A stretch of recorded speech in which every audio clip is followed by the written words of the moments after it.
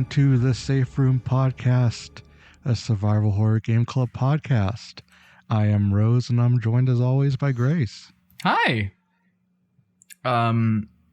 Make us whole, Rose. I don't think I could do that. you just gotta follow the 4 steps, Rose. It's like a 12-step program, but there's only 4. The 7 keys to make Kamala Harris whole.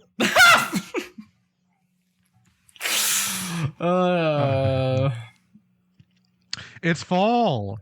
Okay, here's what I'll say for here's what the unitologists and Kamala Harris has in common. Both their politics are built on bones. Hey! Dead people. Yeah. Yeah. Dead people and tax breaks for the small business. True. I'm a small business. True. That part where you go through the mall.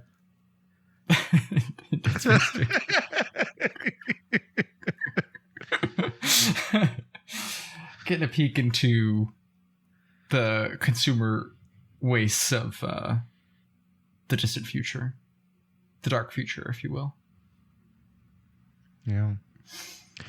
It's fall and we're talking about Dead Space 2. Yeah, it is fall. That's true. It kind of felt like it for a couple weeks, and now it feels like summer again. So, yeah. For me, anyway. I don't know what it's like for you. But it only feels like fall because the pumpkin spice stuff is out. Are you not to just go fully off the rails here, but are you a pumpkin spice enjoyer? Yes, I am. Yeah, that's fair. I've never had a pumpkin spice latte, and I feel like I have to do it this fall. That's fine. I mean, yeah, Yeah, I mean, I wish it was year long. Yeah, I'm that person. Yeah, no, that's I fair. want it all the time. We used to get like a pumpkin chocolate chip bread at the place where we buy bread in Provo. Great Harvest, I think it was called. It was like a chain, but I don't really know how far its reaches. But like bakery. Anyway, it was good. Yeah. It was very good. I just am at peace when it's fall for some reason. I don't know. Yeah. Well, I mean, we run the spooky game club, and it is the spooky season. So yeah, it's the one time of year where the external world feels like my internal brain. That's interesting. Yeah. All right. That's a bar for the goth tumblers out there. You can have so that one. True. Yeah. All our Tumblr fans tuning in. Yeah. Yeah. Well, how about Isaac Clarke? What's up with him? What's he up to? I keep in my brain calling him Oscar Isaac. I would watch that. He could do that. Easy. I think it's got to be kind of a schlebby guy, though. I like that they made him a little schlebby in the remake. He's like too action hero looking in this one, I think. He should look like he could be your plumber, to me. True. I guess maybe you got a hot plumber. I don't know, but, I think that's the vibe. Yeah, I think he looks like the guy you would see at a gym. Yes. In this game specifically. Yes, in Dead Space 2. Yeah, 100%. Yeah. When he's got the super short haircut, I guess that's because he's been in the the evil trauma ward for like a year or two, or however long. But well, opening impressions. What did you enjoy this one? It was all right. I mean, it didn't blow me away. But thought it was a fun little romp. Yeah, I agree. In the world of Dead Space. It is very much Dead Space 2. And I think that feels nice. It feels like Yeah, it's just another one of these, and it is good in most of the same ways, and it's better in a couple ways. Sometimes that's what you want, you know. Yeah. Well, should we summarize this? Sure. You're Isaac Clarke. Mm-hmm. And it's taken place. I don't know how long it's been since the first game. Yeah, let me see here.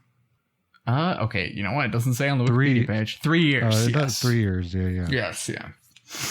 It does say. Yeah. And you start out in like this asylum, like place. You're like in a mental institution, I guess. Mm-hmm. On this like kind of. I don't know if it's like a military ship because it seems very civilian.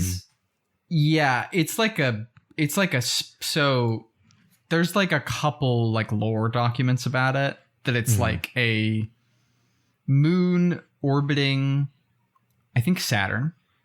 It's Titan. And it's like a space station kind of carved into the moon or orbiting it. Maybe it's like affiliated with like the first Planet Cracker project was for this place. And so they like, you know, had this sort of mining community that kind of grew into like a full-fledged like city, basically.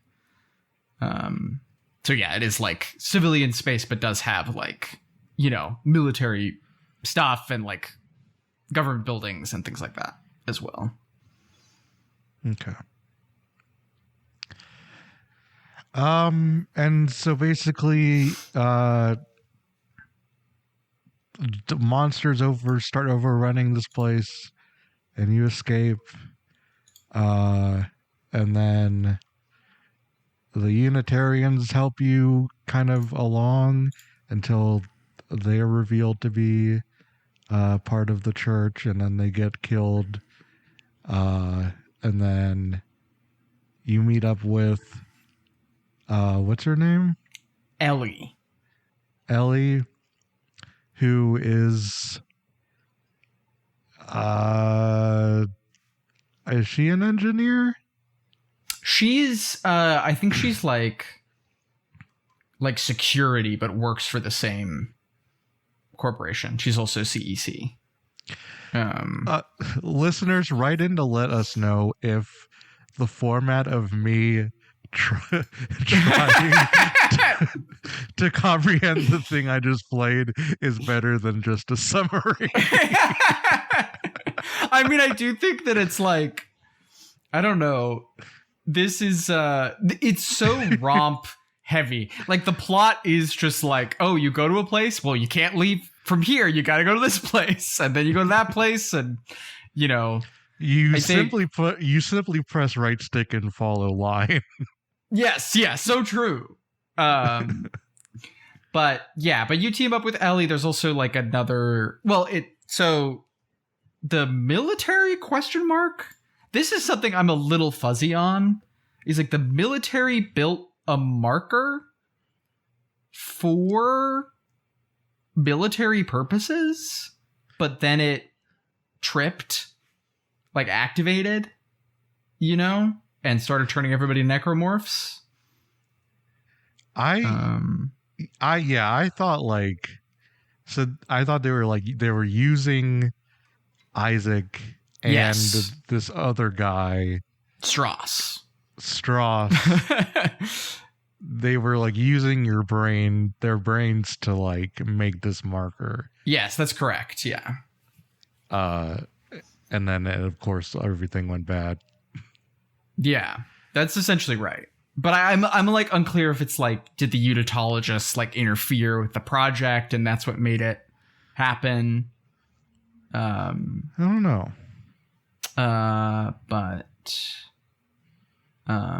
Because there is like the military guy who's like trying to prevent you from getting to the marker, right?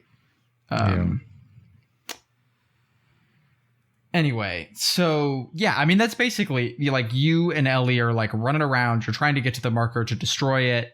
Isaac believes that Strauss is like telling him information about how to destroy the marker. You're also getting like visions of your dead wife. Yeah. Who is yapping at you and telling you how guilty you should feel for making her go on the Ishimura. That's also kind of a new... Is that a new element of this? I don't really remember that in Dead Space 1, that like... That being a dynamic of the relationship was that like she was kind of reluctant, but Isaac talked her into it. I don't remember that either. Yeah. I think that is like an innovation to this specifically. But yeah, Strauss eventually goes mad, stabs Ellie in the eye, and keeps ranting about steps you got to do to like do something. But Ellie manages to beat him up. Isaac kills him when he runs into him later. He also like reconciles with his dead wife, like confronting the guilt he feels and processing her death. And the wife starts like directing him to the marker. He and Ellie find like a gunship, and he's like, Ellie gets in it to test it out. She's a pilot is also, I looked it up. She's a pilot.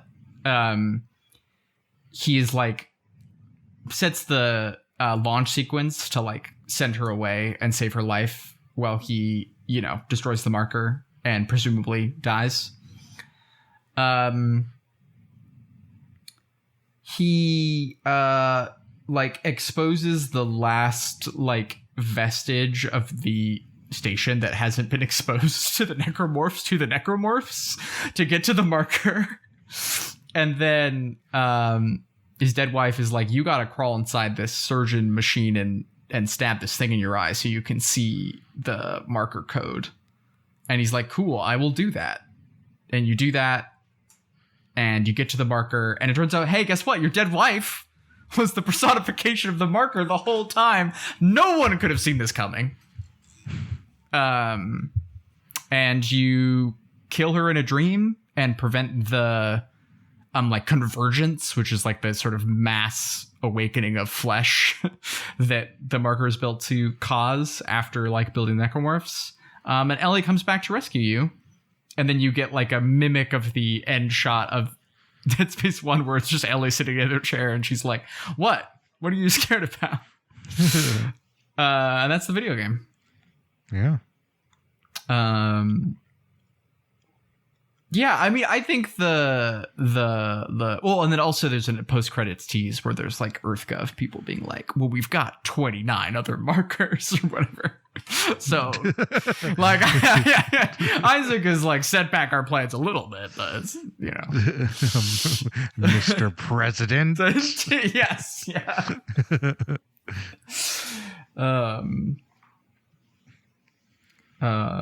But yeah, no, I mean, it is kind of like, it's a similar sort of vibe, you're running around solving problems. It's a little bit more like, because one of the defining things about like the narrative level of Dead Space is like I forget who they are, but there's like the secret agent lady who you don't know is a secret agent for a while, and then the like military type guy, and they're always bickering and fighting, and sort of you're having to kind of like be in between them.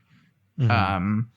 And that isn't really a dynamic of this. It's just like you and Ellie, and then Strauss, who's like in the same position as Isaac and is just kind of like giving in to the madness. Mm-hmm.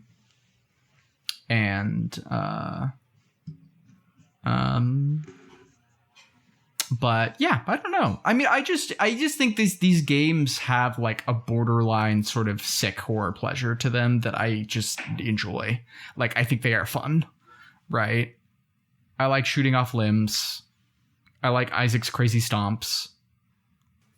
Yeah, I don't know. I just like enjoy the basic things, and this is like the level design's still fun. It's sharp. I did by like the last third. It's not like it gets bad. It's not like Evil Within 1 where you're like, fuck, it got bad. But it's like I get it. I really felt like, it's Dead Space, baby. Like, I get it. I think it could be a couple hours shorter, and I wouldn't mind that, you know. Yeah. But yeah, I did really enjoy it. Yeah. It doesn't. I feel like it doesn't really have themes until the very end. Mm-hmm. Where, like, you know, you're being strung along by, you know, people you're talking to on the phone. And you do get like the projections of Isaac's partner throughout. Yeah. But then towards the end, you get this, like, she starts asking, like, who am I? And he eventually says you're like a personification of like his guilt, for kind of surviving the first Dead Space. And he kind of comes to terms with, kind of losing her, but then he can't let go of her or something. Yeah. So I don't know. I mean, I think it's muddled for me. It is a little muddled because there is like the personification is so hostile, and it is like there's a couple of moments where it landed for me as like super corny. There's like a part where she's like you made me go on the ship. You encouraged. I didn't want to go, and then she like yells, "You made me die!" And there's like a zoom in on her face or whatever. But there's like that first scene where you're getting interrogated by the psychologist or whatever, and she just like stands up on the table and like stares at you, and her face and eyes and mouth are glowing. Right, that's like pretty eerie. And then there's like a beat early on where you're headed to a tram station, and then you like get through the tramway, but you're having like a vision, and you're seeing a bunch of stuff from the Ishimura that's not real, and then this like flaming train speeds past, and then there's like still fire on the walls when you come out of the vision. You're like, oh, that was real. That was not just part of the vision. Right. And it doesn't really play with that, again, to my memory of like things that appear not real but are real, things that appear, and that like, I don't know, I just feel like there's something there that could be explored that isn't really. You just kind of get these like bespoke cutscene moments of like her yelling at you about guilt and whatever, you know. I think the other thing I was going to say there was that there's like I think the idea there is that because she's actually like a psychic emanation of the marker, she's like using him to, like, in her instruction to him to like get them to do what the marker wants him to do, right? Mm-hmm. And then sort of realize, like, the end beat when he's like, fuck you and fuck your marker, I'm gonna shoot you to death in my vision, my psychic vision. I think the idea there is that like he's reckoning with it, like she is actually gone 100%, and like this thing that's been talking to him the whole time, it's not even his memory of her, it's the marker using that to manipulate him, right? But I don't think that's like, it's not like emotionally elaborated on. I would hesitate to even call it a theme. It's just kind of there. Yeah. Yeah, I do think this game, in a way I didn't really feel about the first one, is very edgy. Yes, it is. Yeah. 100%. Because like, you know, and it's very way more focused on like the casualties of kind of these necromorphs. Mm-hmm. And so like you go to the fucking nursery and you shoot a bunch of babies. Yeah. Well, then like they have like the toddler or like child ones that are like 2 feet tall and are just little gremlins or whatever and running at you, right? Yeah. And then you look, and then a mom is going to hug her kid, and the kid explodes. Yes, true. I forgot about that. Yeah. It's kind of awesome though, is the thing. Like the, I mean, I don't mean to be, but like the part where the guy like turns into the necromorph, like at the very beginning of the game, and his like eyes bug out of his head or whatever, his face falls off. I'm like, that's pretty cool. I'm kind of vibing, you know.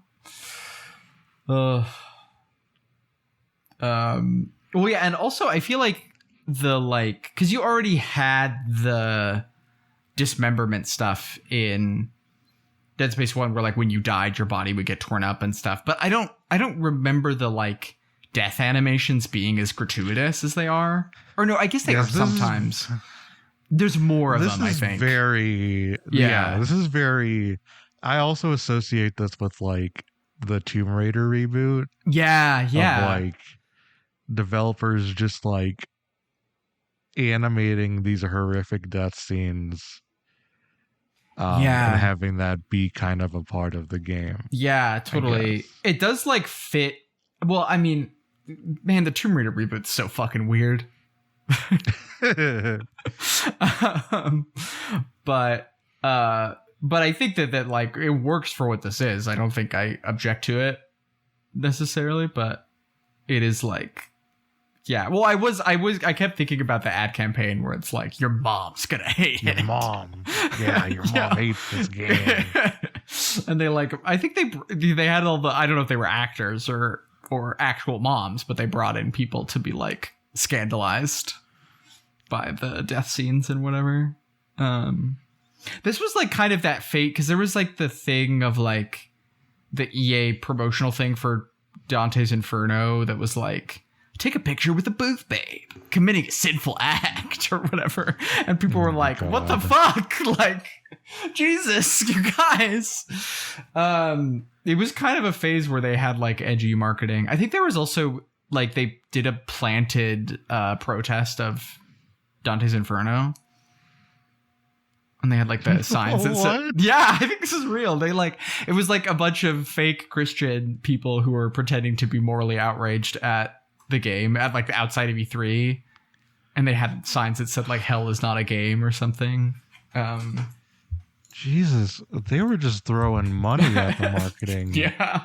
Jesus Christ. Yeah.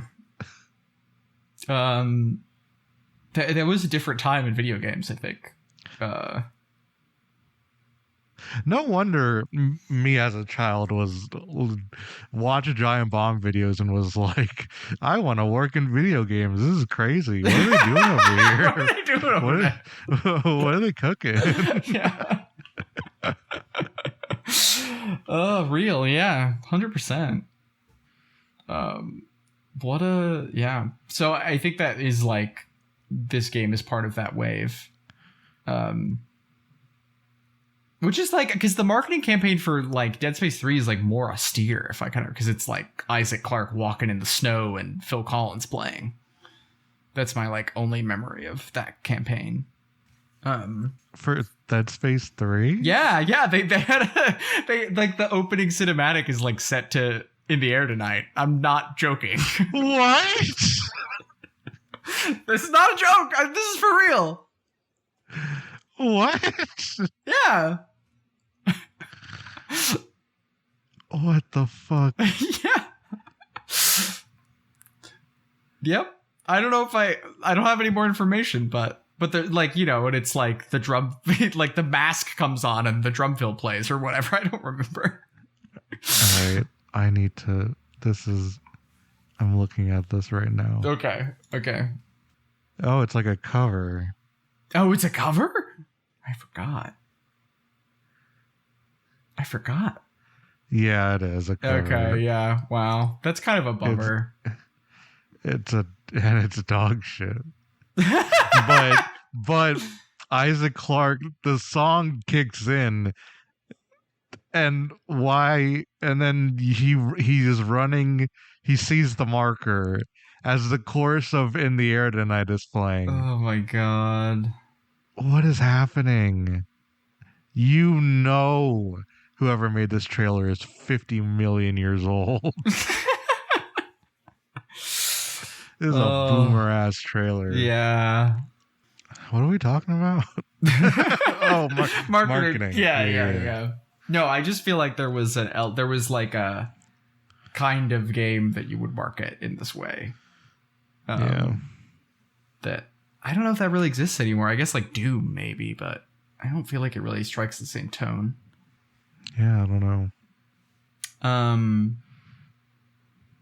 Yeah, how do you feel about this being more? I mean, I was kind of always like Dead Space 1 is kind of an action game to begin with. But this is definitely like it's more set PC for sure. Yeah, it definitely is. Yeah. It definitely felt like Uncharted happened. Yeah, it does kind of feel like that. Yeah, for sure. Because we even get like a train that you have to escape from. That's true. So it has that. It's fine. Yeah. I'm hard pressed to think of any set piece that stood out, though. Yeah, I'm kind of struggling too, like to think of like, because I do think like just the basic stuff is like strong. There's the thing at the end where you've got the like guy who regenerates. There's a similar thing in the first game, I think. Yeah.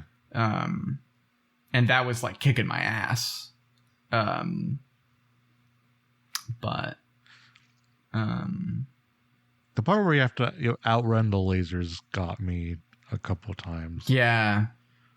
That was annoying. Yeah. Especially I wouldn't even hit the laser. I would hit the part on the outside of the laser coming out of the door. Yeah. And Isaac would disintegrate, and it made me so fucking mad. Ugh. I kind of like that you go to the Ishimura and it's like sanitized and stuff. Yeah, I think that's kind of cool. It's like a little. It does feel like very cheeky, but well, they tease you with the fucking tentacle guy again. Oh yeah, they do, and it turns out to be a hallucination. Yeah, I like the sort of. I mean, I think that's like an interesting thing about the interplay between Dead Space 1 and 2 of like Isaac is silent in the first one and he talks in this one, and there's a sense of like, yeah, the first game being this kind of like memory or dream or, you know, that is like interfering with or cause. I think it's like, I kind of wish there was more there, but I think the stuff that's done with it like is effective. Yeah. Although I do think the scariest thing in this game is the ice shit. Yeah. I don't know.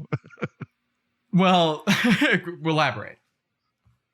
It's just edgy. I don't know. It is edgy. That's true. This is also like there was so much like eye injury stuff in like EC comics, you know, of the 50s, and like it is that sort of vibe.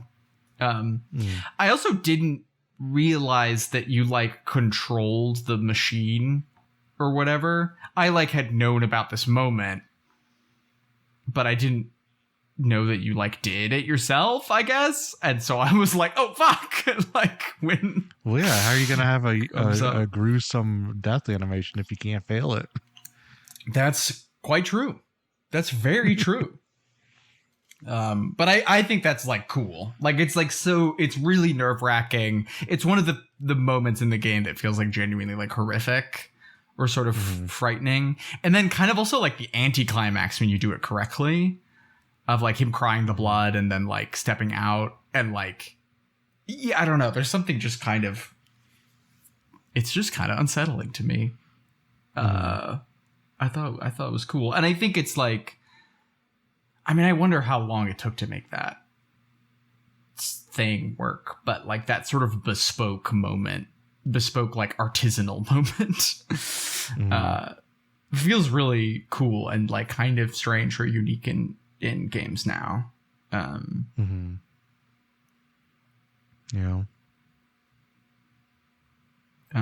But that's also something because it like comes up a lot. Like Strauss talks about the 4 steps, which is like relates to using the machine, you know. And then but it also like does kind of feel like, okay, we've entered the room where this is going to happen, and so now we're going to do it, right? There's not really anticipation before it. I think there's sort of a weird, I don't know. And there's also not like any, like you don't, there's not enemies with eyes. There's not, there's not any integration into the sort of the broader game stuff. But I don't know if that's bad, but something I noticed. Isn't there like a nursery rhyme about the eye? Yeah, stick a needle in your eye. Cross my heart and hope to die. No, yeah. Stick a needle in your eye. Yeah, that's stupid. Yeah. Well, you also get the like creepy twinkle twinkle little star a couple times or whatever. Yeah. Yeah. Because I think there is like this thing in the original Dead Space. There's a good piece from, I'm forgetting his full name, but Edwin, who is over at Rock Paper Shotgun now on bullet points about Dead Space from a few years ago. That talks about Rigged Game by Edwin Evans Thirlwell, which is like talks about how there's like the Ishimura is like a gigantic spine, right? And it's like this body, this organism that has all these sort of like components to it. And like a lot of the game is about like maintaining, like you have to go to the place where they have the tree so you can like make air happen, right? There's sort of this like maintenance of the ship that's happening that connects to like the body horror. And then also you have like Isaac's spine, right? Which is lit up and like becomes this sort of central, like it's the thing you're looking at, right? In the game that like connects to and there's just like, this does not have that kind of like I don't think Dead Space 1 is like super deep or anything, but it has kind of this thematic coherence, I think, an edge that this kind of doesn't, right? But it's like, I don't know, I can't complain too much. I liked the shooting in it. I liked what was your loadout? What guns did you use? Pulse rifle, cutter. Yeah. Eventually I mained the flamethrower. And then I immediately started using the beam towards the end. Yeah, the contact beam rules. And this is kind of the problem I have with the game as well, is like I never felt the need to experiment with weapons that much. Yeah. In the way I felt like Dead Space, and maybe it's because I played the remake of Dead Space, but I felt here try out new weapons as opposed to I just kind of unlocked them along the way and then they're kind of there. Also, like the version I played, I had all the DLC kind of baked in. Yeah, me too. Which I hated. So all that stuff being just in my inventory, I try not to touch stuff that I wouldn't have access to. But then then that gets to my other point, which is the UI for the inventory sucks ass. Yeah, that's true. It's so bad. Anytime you try to buy a new weapon, it's like you don't have any space in your inventory. Yes, it sucks. It's like I could just put it in the stash. And then you have to go in your inventory, move one weapon, go back to the store and buy the weapon so it goes onto you. It's just ridiculous. Yeah, no. I hate it. I agree. And so I didn't want to buy any new weapons. Yeah, I mean, understandable. I think. Well, it's also like you can't, like, I think there is this is in the original first game, because in one of the things the remake does that I think is smart is that you get each weapon like out in the world, right? You don't buy them from the vendor. Which is what you do. And I think that does give you like, oh, like, I'm interested in what this is. Let me try it out, whereas like you can, instead of buying a new weapon, you can buy power nodes to make your cutter better. Right. Yeah. And that is still like that. There's that achievement for like just playing the game with that, with just the cutter. And it's like, yeah, I could imagine that, like, easy, you know? Like, it doesn't feel like, oh, that would be crazy, right? It's like, no, that, yeah, 100%, right? Yeah. But yeah, I had a pretty similar. I also used the pulse rifle, and I had the, like, there's sort of like it's not really a sniper rifle, but the alt fire is like a zoom. And that was like, it's like a little tricky to use because it is precise, but you can blow off someone's legs with one shot, right? And it reloads fast. And then I also use the contact beam. So that was what I settled, because eventually I did use the, like, there's the one that fires like a big line, and you can also set mines with, and I used that for like a bunch of the early game. But yeah, I like didn't buy a couple of the last ones. I think like the detonator and something. I just didn't. No, me neither. Didn't fuck with those. Yeah. Oh, also I put on one of the like other outfits because I was like, oh, I want to earn more money from selling stuff in the store, and then it was ugly, and I wore it for like from one store to the next store. And then changed it back to the default armor because I was like, I don't want to look at this during cutscenes. I want to see the armor that I think looks cool. So I was not wearing my ass kicking outfit. To quote the ProZD video. They really want you to feel cool putting on an outfit in a way that doesn't feel cool.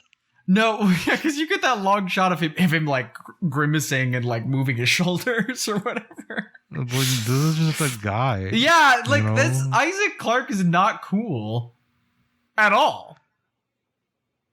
Yeah. And that's not a negative thing, I think. I don't think that's bad. But yeah, he's just a guy. You know? He just loves his wife, man.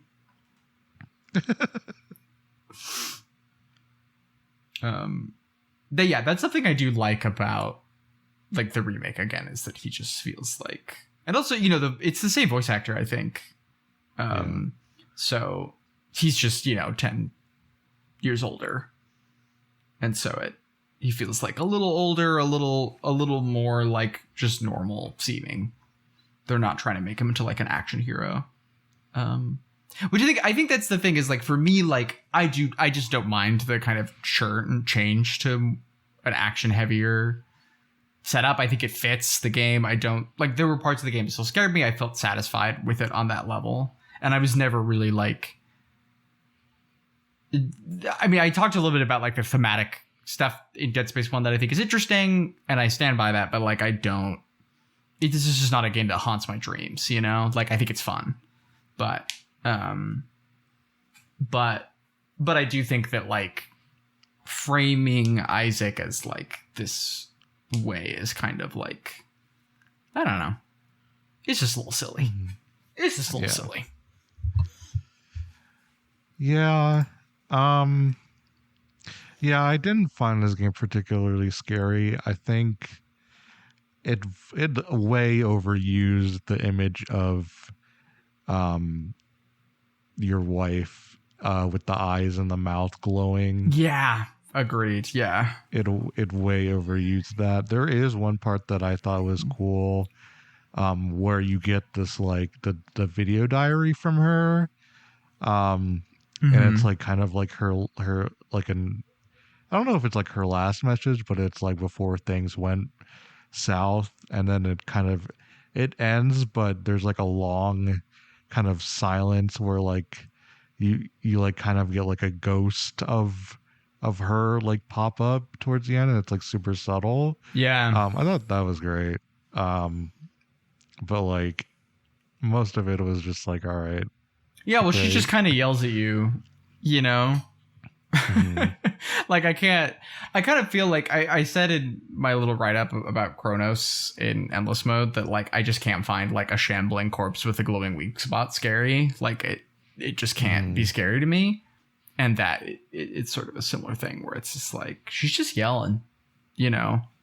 Like, I find like the memory of Mary stuff in Silent Hill 2, like really haunting. Maybe not scary. Scary is maybe not the right word, but it is legitimately like unnerving and sort of unsettling, right? The fact of the letter arriving, right? And her being dead and not knowing what that means is like, you know, it's a great hook, right? It's a great thing to build a plot around, right? And this is like playing in some similar territory. I mean, in the way Dead Space 1 also is, but it just doesn't have that juice. You know. And I think in principle, like I like the way that it gives a little more texture to their relationship. Like has this conflict between them that ended up like having higher stakes than ever could be imagined, right? And that because I think that is like such a nightmare, the idea of like I encouraged someone to do something and it killed them, right? Is like scary and like also just like could happen to a person, you know, is like kind of normal, right? Relatively mundane. And I think that on principle that's interesting, but it just doesn't have, there's just not enough there, I think. I also like, this is a little bit silly, but I think it's kind of crazy that Isaac is just like, yeah, Ellie, you take care of Strauss and I'll go be the action guy. And you just sit here. I do have things to say about that whole thing, but the one other kind of line that hit for me was when you go to the Ishimura, and you hear, what is her name? Nicole? I don't want to keep saying Nicole. Nicole Brennan, isn't that right? You just don't want to keep saying Isaac Clarke's wife. I don't want to keep saying Isaac Clarke's wife. I don't even think they were married. I thought they were just like boyfriend, girlfriend. I think you're right, actually, yeah. Because they don't share a last name. But also it's his dead wife. Like, come on. Yeah. Like, let's be real. Right.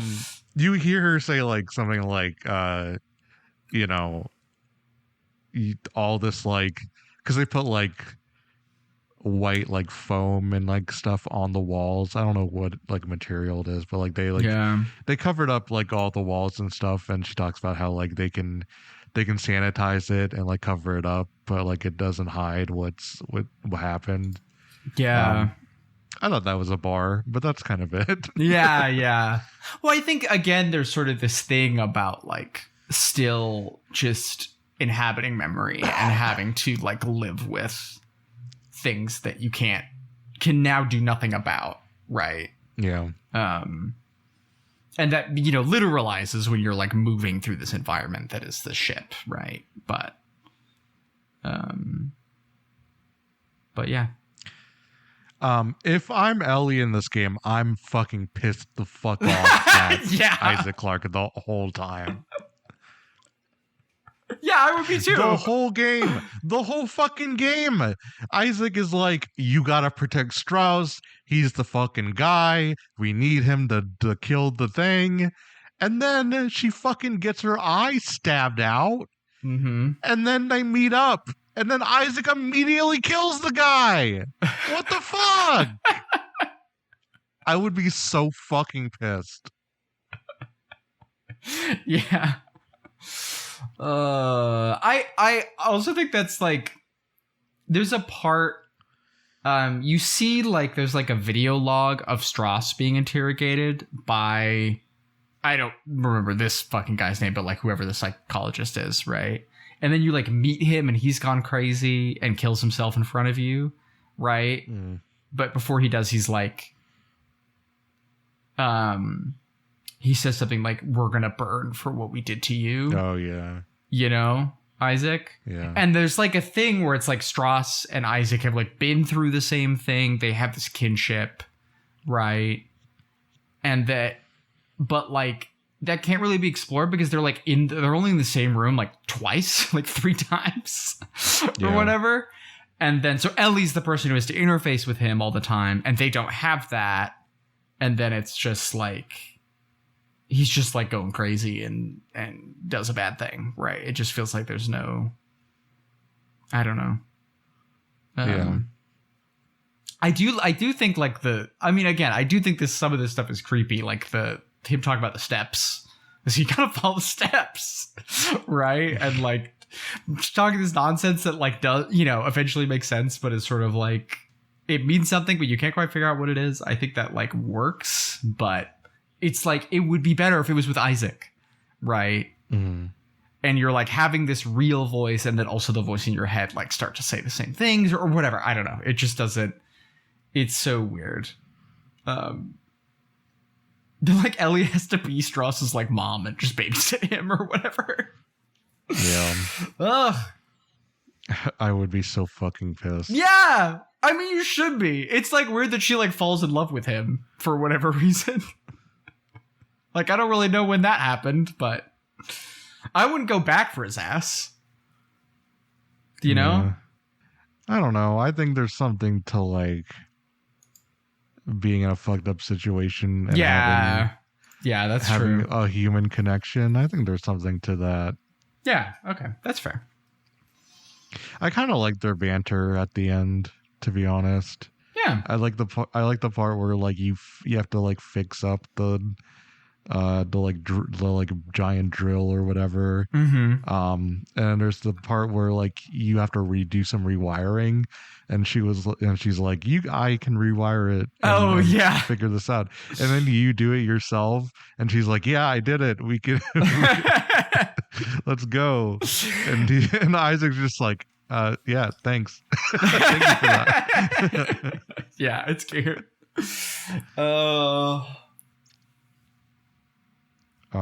But that's really the only moment that's like that. Yeah, well, there's also a beat where he's like, "Hey, I'm on the top of this giant drill," and she's like, "Oh, we're gonna drive into this steel wall, though. Like that's gonna happen. Buckle up, buddy." And that's fun. Yeah, that was fun.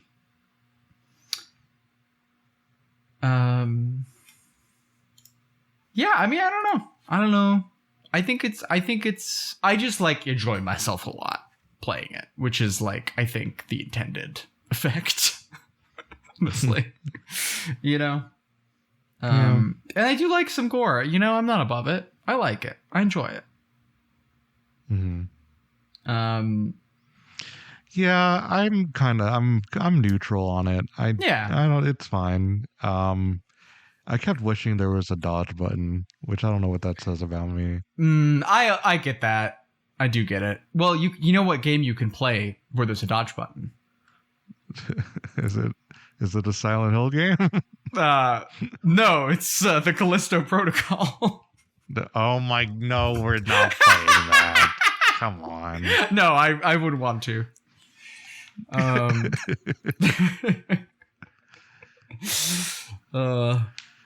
I'm always wondering, what if they made Dead Space but bad? Yeah, it's like kind of crazy. I haven't played it, but it feels like it would be easy to do like Dead Space 3 but good. Mm-hmm. I don't know. Yeah, would you ever play Dead Space 3? What's your for the show or otherwise? I feel like we could do it co-op. That'd be fun. Yeah. Well, again, it's got to be better than Resident Evil 5. That's for damn sure. Yeah. There's no way it's worse than Resident Evil 5. That can't happen. Though, would there be any moments like the Boulder moment? Who can say? Oh, that's true. That's true. Probably not. I think I'm spoilers potentially. Well, actually, I don't know. Sorry, I'm just realizing that I had a roommate many, many years ago who was like just like would lie about the weirdest shit possible. Like he told me that there was like a Dead Space. This is also, well, never mind. I'm like, I don't want to get into too much into my life and why I believed this at the time, but he like, well, I don't know. Anyway, he told me that there was like a co-op Dead Space game where there was like, it was like a social deduction thing of like someone or whatever, and that just like fully does not exist. It's not real. He also like claimed that he was in the army and the Coast Guard, and anyway, it was just what a weird thing. And he did tell me some stuff about Dead Space 3. He was like, this part in Dead Space 3 is cool, and now I'm like, is that real? He told me that the moon is made of necromorphs or something. That is real. Okay, well there you go. That's cool. there's one thing I know about Dead Space 3, and it's a massive spoiler, and it has to do with the fucking moon. Yeah, there you go. Well, okay, so didn't lie to me that time. Yeah. Yeah. I mean, it sounds like it could be, but it's not. Yeah. Yeah, that was the thing, is I had this moment of being like, I have not looked this up. I cannot verify that this is real. Anyway. But yeah, no, I'd be up for it. That's not what we're doing, though. Next month. No. Next month we're going back to Silent Hill, baby, except it's not in Silent Hill. True. Silent Hill F? Silent Hill F. Forte? Question mark? Silent Hill 5? Question mark? I did start it because I'm covering it. People seem to like this one. Yeah, I've heard basically nothing but good things. The one person I heard bad things about, I don't trust. So I'm like, okay.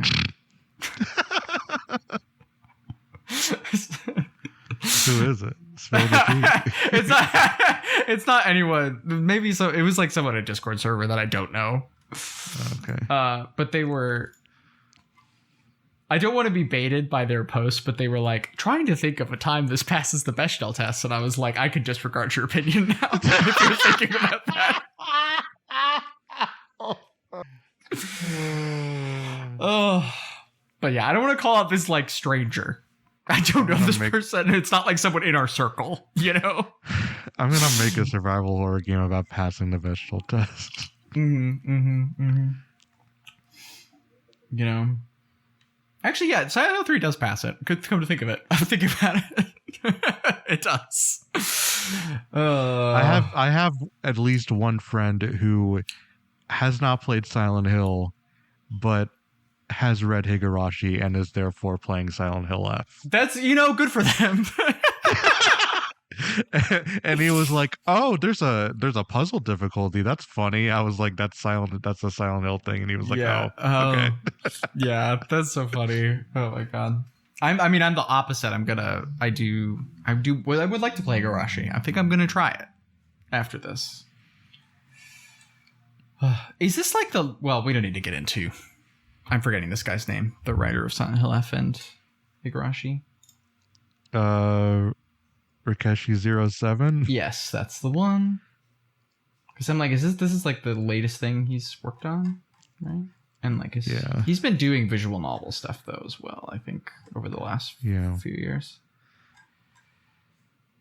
Oh yeah, I also forgot that there were so many like spin-off. There was like an animated movie and a Wii game that's like a light shooter. Mm-hmm. And a novel by noted ex-Mormon Brian K. Evanson. Which is actually like perfect. He has this book that I read recently. I'm just going to shout it out real quick because it's good. Last Days. Which is a novel about people who take Christ's injunction to take their eyes out, literally. And so they're like mutilating themselves in this religious order. And they like call this noir detective in to solve a murder.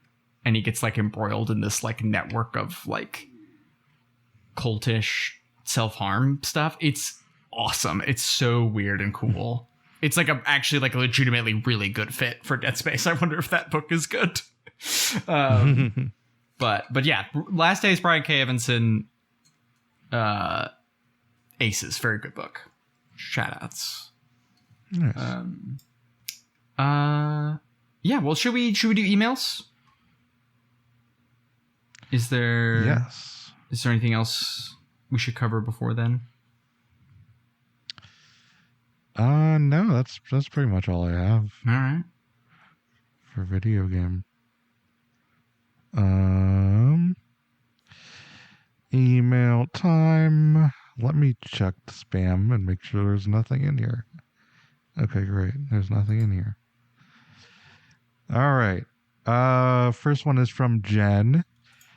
She says, "Hi, Safe Room. I've always felt that Dead Space 2's reputation as action game turn is quite overblown, especially considering the number of wild set pieces that were present in 1. Certainly 2 goes bigger, but aside from the newly vocal Isaac, it didn't feel like a significant departure at 1. From 1. Are there any stories you've played where one of the sequels gets framed by fans as a real departure, while it just feels like business as usual to you?" That's an interesting question. I think this is my first thought is Metal Gear Solid 2. Yeah. Just because I do think people, like, Raiden being the protag, like, was this whole discourse. And I think that has kind of, I don't think people talk about that in the same way that they did at launch, right? Or even in the years, like, immediately preceding. I think it's just kind of settled into being, like, a well-liked game at this point. Yeah. But I think especially, like, narratively, like, there's a bunch of big gameplay changes in that one that, like, then kind of define, like, 3 builds on the foundation of 2 in a real way. But I like, in terms of narrative, like, the games are already kind of engaging with and playing with this kind of stuff, with replacements and these sorts of things. And already, like, Metal Gear Solid is, like, a repetition of stuff in Metal Gear 2 Solid Snake, right? There's already this kind of, like, meta stuff that's been laced through the whole thing the entire time, I think. And so that's, like, a first example, like, in terms of, like, I don't think that it is, like, as much of a narrative outlier as people say that it is, right? This is a sidebar. I had a conversation with someone at a bar the other night. She was like, "Yeah, I had to I emulated a Metal Gear Solid 4 on my PC. It kept crashing. Yeah. And it just kind of sucked. And the worst part is the game was fucking dog shit. It wasn't even worth it." That's so funny. Yeah, I have not, like, tried. I've never played. That's the only one I haven't put any time into. And I have not tried because I'm like, I can't emulate it and I don't want to. Or, like, it would crash a lot if I did it. So.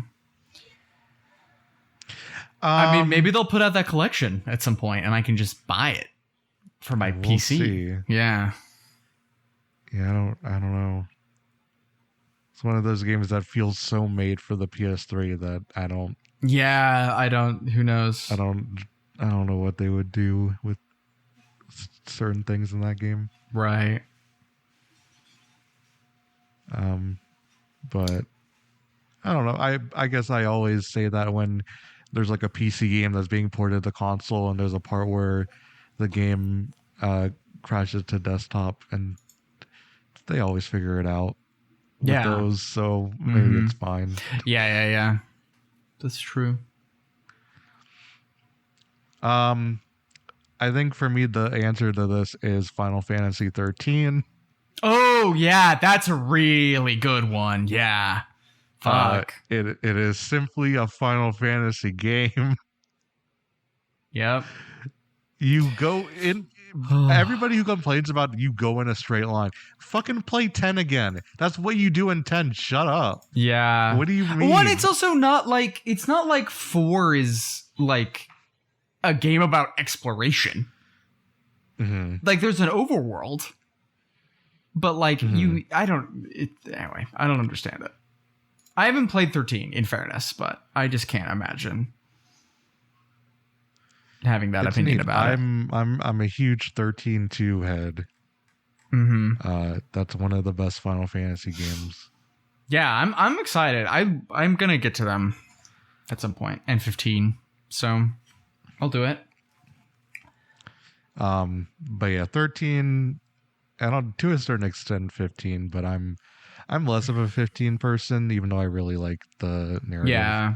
Well, and I think it is also like it is kind of tangibly a departure in terms of how it plays and works, right? Yeah, true. Which is not to like I see what you're saying, but yeah. But 13 just feels like a Final Fantasy game to me. Yeah. I don't know.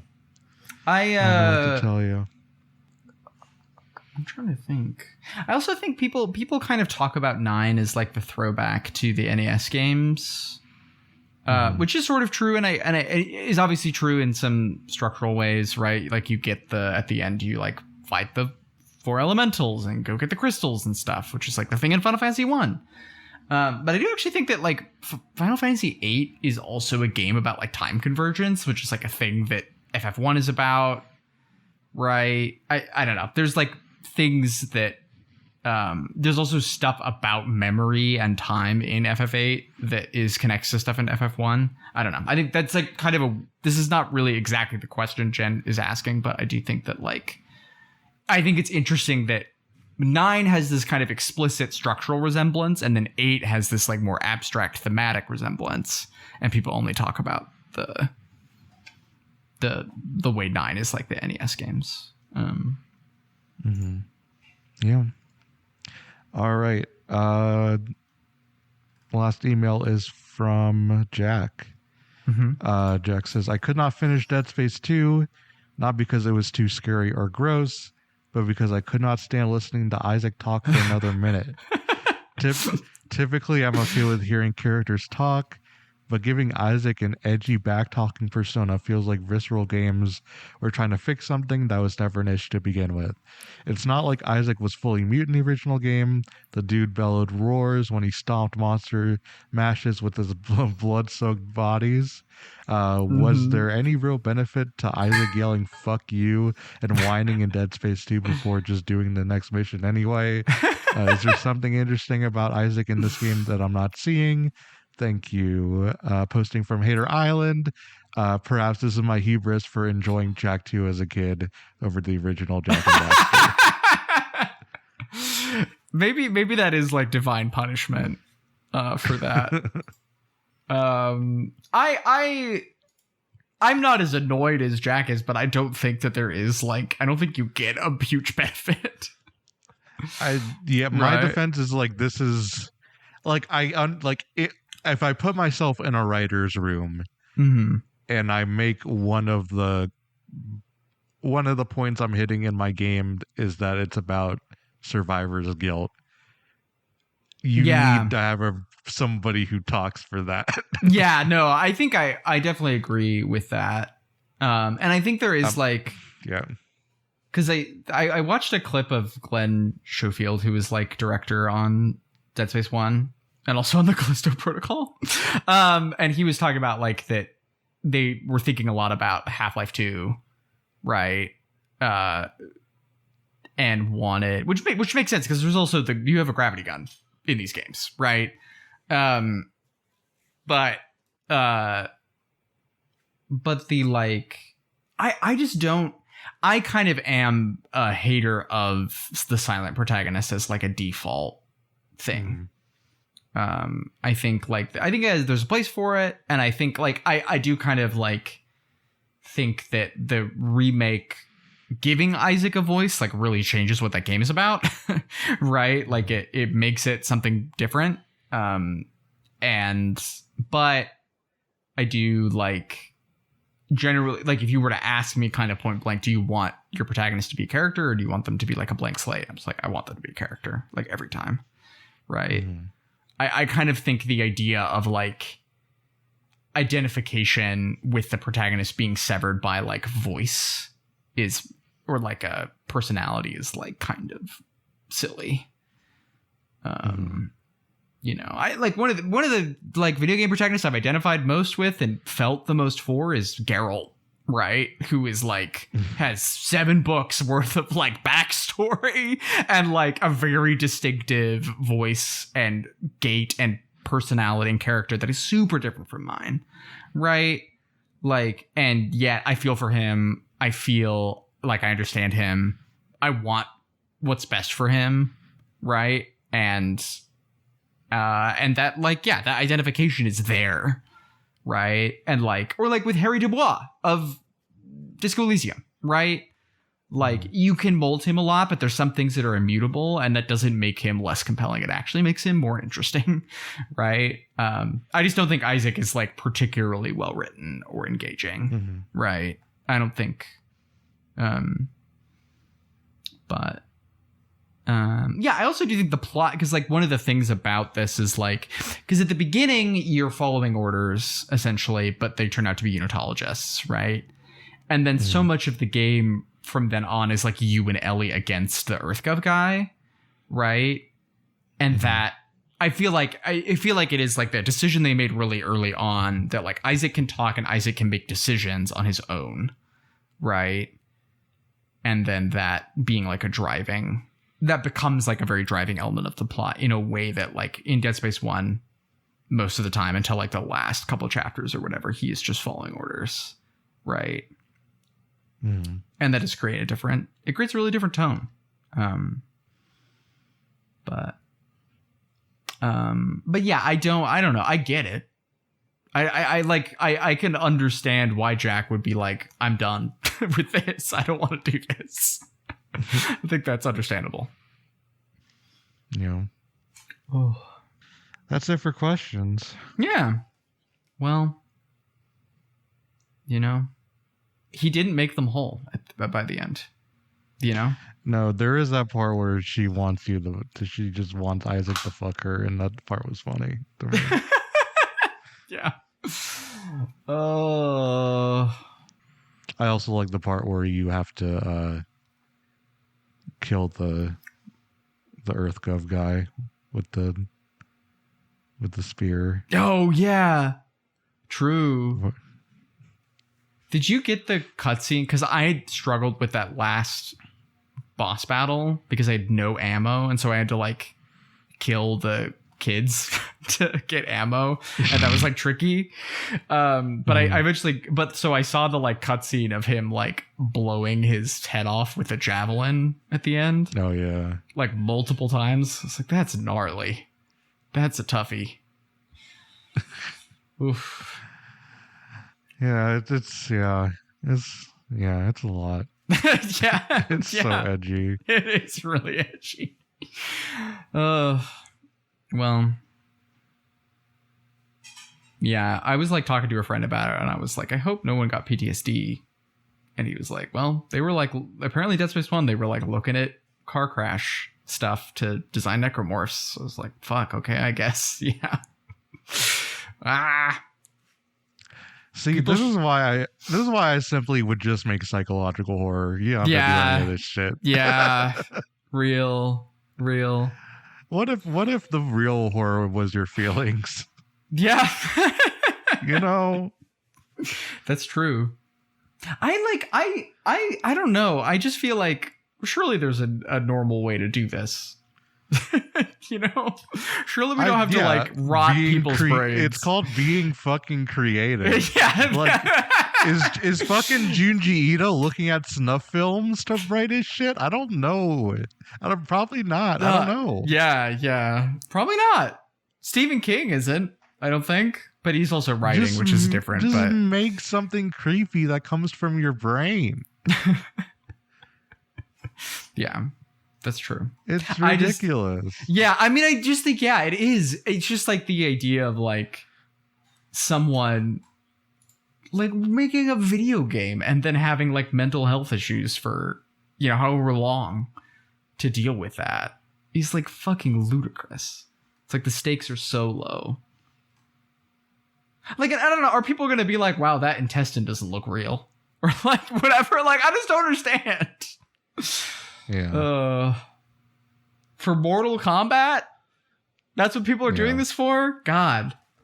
Well, it's a good thing no one can see readily available footage of people dying on Twitter or anything like that. Right? No way. God, Everything is so fucked. it is bad. Yeah. Oh. Anyway, Silent Hill. Anyway, Silent Hill. Silent F. Well, I mean, speaking of, it's not gory exactly. Well, it is a little bit. I've now played a little. This is going to be like the earliest I've ever finished a safe room game because I am covering it for work. So, I have played a little bit of it. I'm excited. Yeah, I'm excited too. I'm excited for us to chat about it. I think it'll be good. I really don't have money to buy this game. Yeah. But I also don't want to play it on my Ally because it'll look like dog water. Ugh. Yeah. But maybe I'll bite the bullet. We'll see. Mm-hmm. Sometimes you want the fancy graphics. That's true. Okay. Yeah, that's true. I am like, I don't know. I'm starting to get to a point where it's like, it can be kind of a coin toss whether the game will run well on my machine. Because like this is running well, but like I reviewed something a month ago that ran terribly, and I think it was like not well optimized, right? But it was, I think if I had a better graphics card, it would have been okay, I think. So, But I'm like, I don't want to buy new shit. Yeah. I don't want to do it. Anyway. Yeah. We shall see. Yeah. But I'm excited. And we're doing Norai the Curse for fan footage, I think. Yeah. So, yeah, good stuff ahead. And by the time you hear this, for sure, we're on the Patreon talking about Jennifer's Body.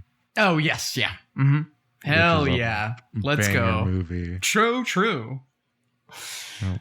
Yeah. And also there's a closet crit on my hard drive that I will edit soon. So, yeah. So we got stuff. Sub on. $1 a month, baby. Mm-hmm. All right. Well. Yep. Bye. Goodbye.